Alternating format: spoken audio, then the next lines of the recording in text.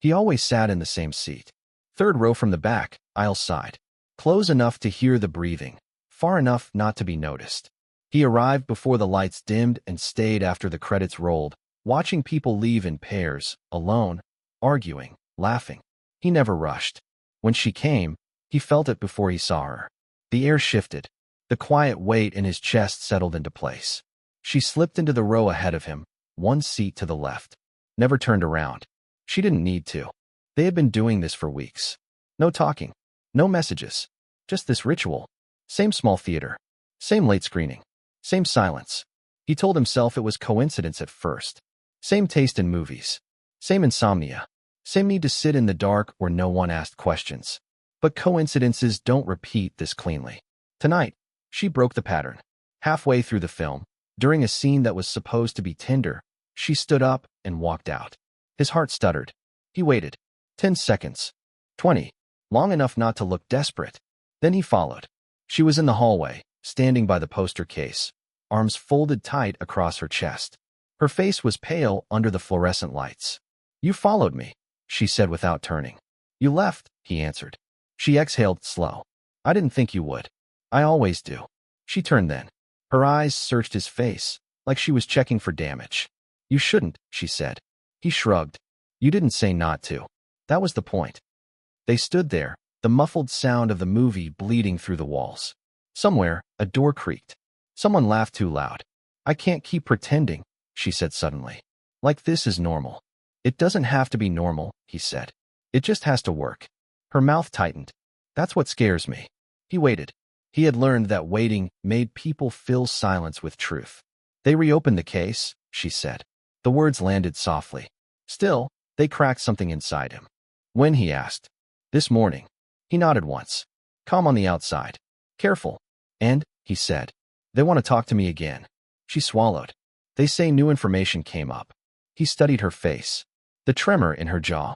The way her fingers dug into her sleeves. "They won't find anything," he said gently. "We were careful." She laughed, sharp, broken. "That's what you said before."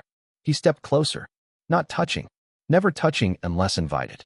"I told you," he said. "What happened wasn't your fault." Her eyes flashed. "You didn't see it." "I saw you after," he replied. "That's what matters." She looked away. "I don't sleep," she said. "Every time I close my eyes, I see the stairs. I hear the sound." He remembered the sound too.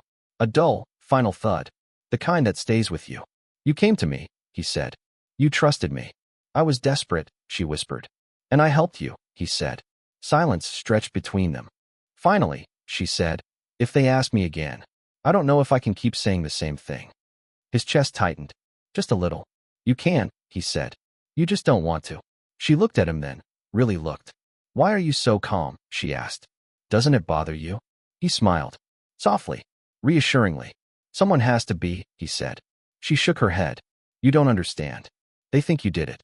He blinked. "Once." "That's impossible," he said. "I wasn't there." She hesitated. "Just a fraction too long." "That's what I told them," she said. Something cold slid through him. "You told them," he repeated. "They needed a name," she said quickly. "A direction." I panicked. The hallway felt smaller. "You said you trusted me," he said. "I did," she replied. "That's why I picked you." The words didn't register at first. "Picked? You picked me for what?" he asked. Her voice was barely audible. "To stand next to me. To share the weight. To take the shape of the story.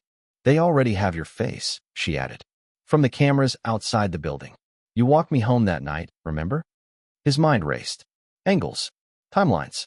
Reflections in glass. He had been so careful. "You're going to fix this," she said, almost pleading. "You always fix things." He looked at her. Really looked. Tired eyes. Controlled breathing. A woman who had practiced this conversation. "You planned this," he said quietly. She didn't deny it. "I needed someone believable," she said. "Someone kind. Someone calm. Someone who would never push." The truth settled, heavy and unmistakable. He wasn't her anchor. He was her alibi. The theater doors opened behind them.